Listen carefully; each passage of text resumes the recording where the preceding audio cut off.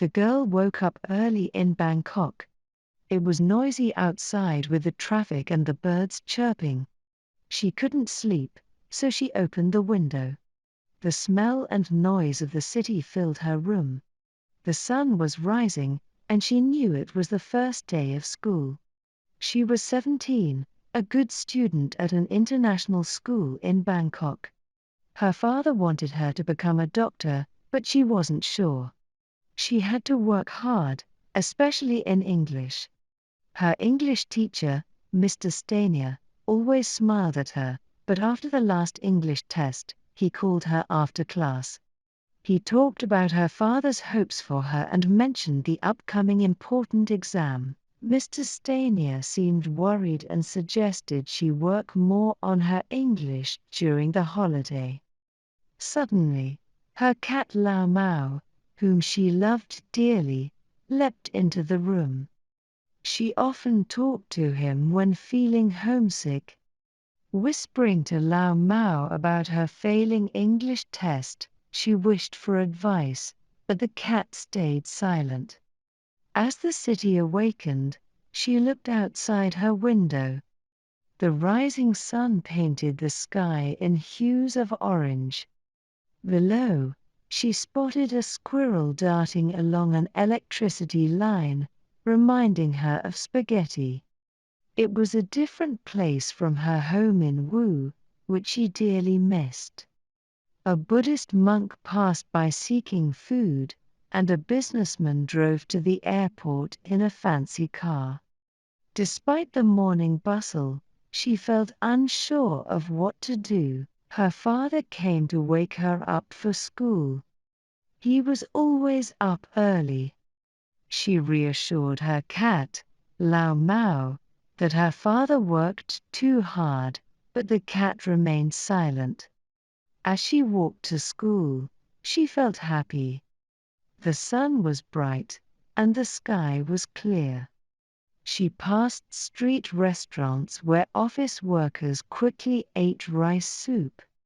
Nearby, students from her school bought snacks after navigating through Bangkok's traffic jams. On her way, she noticed construction workers living in makeshift homes. They worked hard, building luxury apartments, yet lived in small, dark spaces made from scrap materials. Despite their struggles, they seemed distant and unsmiling. She tried to smile at them, but they didn't smile back. Their lives seemed hard, working long days in tough conditions. She felt happy to reunite with her friends at the school entrance. They chatted excitedly, sharing holiday stories. Thomas had a German cake called a Stollen, which they all enjoyed before heading to the school hall. Inside, she sat beside a new student named John Truman from the USA. He introduced himself politely. Marua interrupted, mentioning it was her first day. Mr. Grisman, the principal, welcomed everyone, but she found him looking too serious. During the assembly, she noticed the teachers. Mr. Stanier, her English teacher, seemed tired, while Mr. Riding, the school counselor, looked half asleep until he suddenly focused. There was also a new face, Mrs. Verity Truman, introduced as the new head of upper school. John whispered that she was his mother. She and John became friends while Mrs. Truman spoke. John shared that his family recently moved to Bangkok because his father, a lawyer, had long working hours at the company's headquarters. "My father's like that," said she. "I hardly see much of him. I'm in bed before he gets home in the evening. Even in the mornings, we barely get time to talk." John asked about her father's occupation, and she explained that he managed the Bangkok office and projects in eastern Thailand for a Chinese oil company. Her mother worked with young children at a kindergarten and sometimes did babysitting. She shared about her pet cat, Lao Mao, her interests in music, and various things she enjoyed. Meanwhile, Mr. Grisman continued speaking, inviting Mrs. Patel to discuss the new school musical, The Wizard of Oz, and the auditions scheduled for Friday. She whispered to John, asking about auditions. He explained the process, and she excitedly expressed her love for singing and acting, catching the attention of Mrs. Patel, who silenced them. The first day passed joyfully, and she was glad to be back among friends and studying. However, as she entered her last class, a note from Mr. Stanier, her English teacher, was handed to her by her Thai teacher, Kun Narapon. The note requested her presence after class to discuss her English results, which left her feeling anxious. In the meeting with Mr. Stanier, he expressed dissatisfaction, shaking his head and showing her an essay covered in red ink. She felt upset and thought his behavior was rude. Despite her efforts on the essay, Mr. Stanier's feedback was harsh.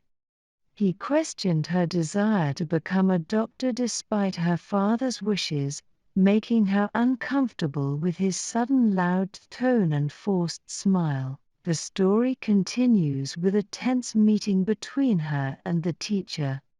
As she is confronted with poor results and the looming pressure of upcoming exams, she faces a challenging conversation with Mr. Stanier, her teacher. He suggests private lessons for additional help, but she is left feeling overwhelmed. Upset and frustrated, she finds solace in a secluded spot within the school grounds, where she encounters John Truman, her new friend, and another girl. This unexpected encounter interrupts her moment of distress. John introduced his sister Mary, and together they joined her in the treehouse. Concerned about her state, John and Mary noticed she seemed unhappy. They inquired about the crumpled paper in her hand, which turned out to be her English essay, the one that received a low score. Initially upset, she eventually shared snippets of her beautifully written piece describing her hometown. Although John found it impressive, he remained worried about her low score. As they shared a small meal, she confided in them about her ongoing difficulties and her teacher's critical approach. The school restaurant was super noisy, full of 300 students all talking and clattering cutlery. Chatted about the upcoming school show, where Melanie Gibson wanted the lead role despite her less than great singing. Thomas continued gossiping about Sean Payne, a troublemaker at school. Later, in the library, John asked if she had talked to her father about extra English lessons. She didn't want to talk to her father about her bad results as she thought he'd worry too much and possibly get angry. John offered to help her with English, suggesting they study together after school. They made a deal, agreeing to start studying together the following week.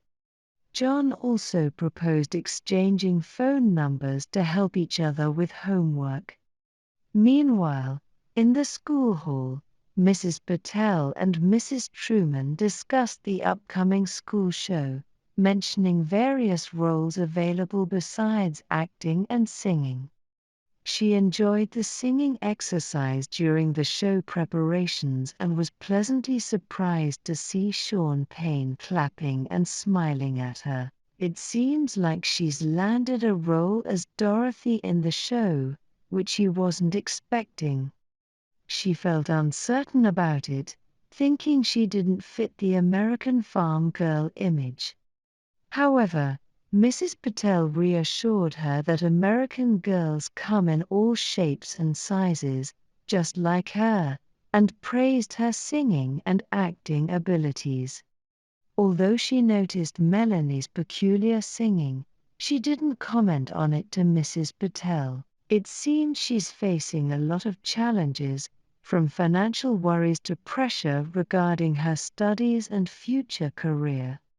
Her concerns about the cost of extra English lessons and the implications for her academic path are causing her stress. Additionally, she's observing the financial strain on her family, despite their decent living arrangements. These concerns are causing her a lot of distress and are affecting her outlook on her future. She's clearly caught in a difficult situation, balancing her longing to explore and learn with the weight of financial constraints and her family's expectations. It's a tough spot to be in, feeling torn between personal interests and familial responsibilities. She got a call from John but ended it quickly when her mom arrived. Her mom asked about the call, and she didn't want to lie, so she said it was about homework. She felt bad about hiding the field trip news about the park. The next day at school, when she was calculating the trip's cost, she realized it was too expensive, especially since it was near the Chinese New Year, and they couldn't afford it. She overheard her parents arguing about money last week, realizing her dad couldn't afford the field trip. Then, during a video about the trip at school, Sean misbehaved, imitating an elephant, and got in trouble. Later, she met Mr. Stanier, who seemed distracted, giving her work but not really helping when she needed it. He brushed off her questions, focusing on a magazine instead. She faced some difficulties during her English lesson, and then, in her dream, she had a frightening experience where policemen accused her of stealing a gold ring. Fortunately, it was just a nightmare, but it left her quite shaken. She had trouble falling asleep again after the unsettling dream. It was a Saturday, and she had informed her mother about going to the Dusit Zoo with Marwa and Yoshiko. Her father was occupied with a visitor, playing golf that day, while her mother focused on finishing a dress for their English neighbor upstairs, leaving her alone at home. She prepared a snack before embarking on a journey across Bangkok, avoiding recognition by traveling to the other side of the city. The bus ride was lengthy, sweltering, and uncomfortable, the traffic unyielding even on a weekend. Clutching the gold ring tightly in its box, she visited 3 jewelry shops, seeking a good price. In the third shop, an elderly Chinese man with 2 gold teeth, more fluent in her language, bargained with her skeptically. Despite his disbelief about the ring's ownership, she managed to negotiate a higher price. Eventually, he accused her of robbing an elderly man and vanished into the dimly lit shop, returning with stacks of 500 baht notes, which he handed over to her. The weight of guilt settled in her chest as she buried the money at the bottom of her shoulder bag, feeling like a thief as she stepped out into the bright sunshine. Feeling uneasy about returning home immediately, she settled at a small pavement table and ordered a bowl of noodles. Though they were piping hot and tempting, she couldn't bring herself to eat them. Bangkok is generally a safe city, But handling so much money was a new experience for her, and it didn't feel like it truly belonged to her. After a while, she decided it was time to return home. She planned to tell her mother that she wasn't feeling well and had to leave the zoo early, yet another lie. But now, she had the money for her lessons. In the following weeks, things were a bit easier, but she couldn't shake off the guilt. She tried to keep her lessons a secret, but her friends eventually found out. They were supportive, though these lessons were more about doing simple exercises from the workbook during Mr. Stania's class while using the time for her actual homework when he stepped out to make calls. Mr. Stania's teaching methods frustrated her. He often dismissed her questions, attributing differences in English expressions to just how we say things in English. She despised his demeanor, his lazy posture, the smell of sweat and cigarettes, and his indifferent attitude. Now that she was paying for lessons, she noticed he was awarding her higher marks. During one class, he suggested they could have lessons at his place for more comfort, a proposition she adamantly declined. This refusal angered him, and he never brought it up again. She found she learned more English in the library with John, who shared stories of his life in America while she recounted tales of China and the changes in her life. They dreamed of their futures, with John aspiring to be an engineer while she pondered between being a doctor or a singer. Being part of the school show was the most thrilling part of her life. While she knew her father wouldn't approve, her mother was overjoyed and helped her practice the songs. Their practices varied from the traditional style she was used to, sometimes veering into a humorous mix of Chinese and English renditions, which always made her mother laugh. Her father wasn't pleased about the school show, prioritizing her studies, but ultimately left the decision to her. As time passed, he stopped mentioning it, perhaps too preoccupied to argue. The buzz among her friends revolved around the Kauai field trip, planning activities and groups. Although she declined, citing preparations for the Chinese New Year and the impending IB selection tests as her reason, she felt a pang of jealousy hearing their excited discussions. One morning, her father woke her with some surprising news. He found the trip form in her bag and wondered why she hadn't mentioned it.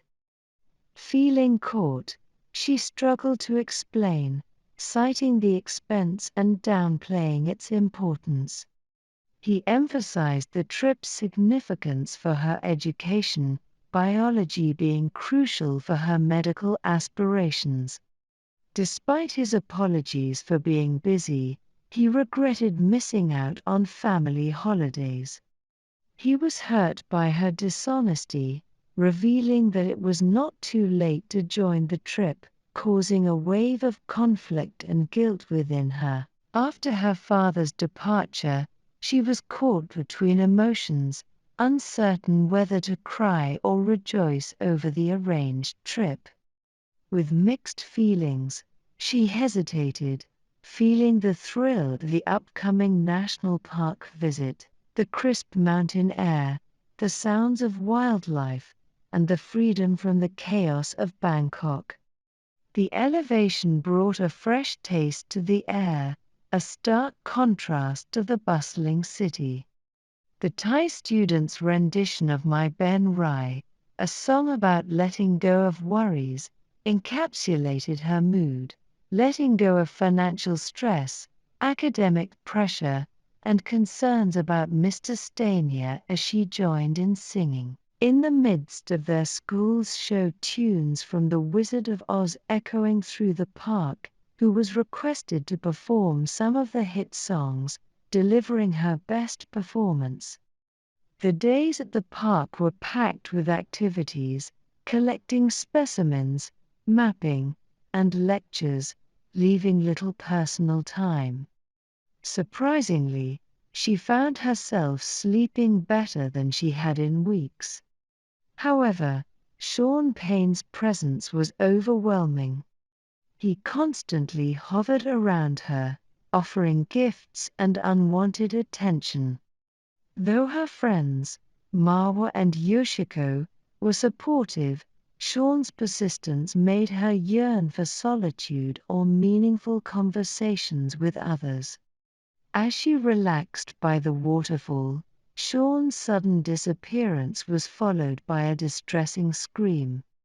Panicked shouts for help came from the trees, and despite whose reservations, they ventured into the forest, struggling through challenging terrain. Sean's cries continued, sometimes appearing close, then vanishing. Doubts about the seriousness of the situation arose among the group, but the search for Sean persisted for nearly an hour. The group found themselves lost and anxious after Sean's prank. When Sean emerged from hiding with a soda and cigarette, revealing that he hadn't really been injured, tensions escalated. Thomas voiced their predicament, lost.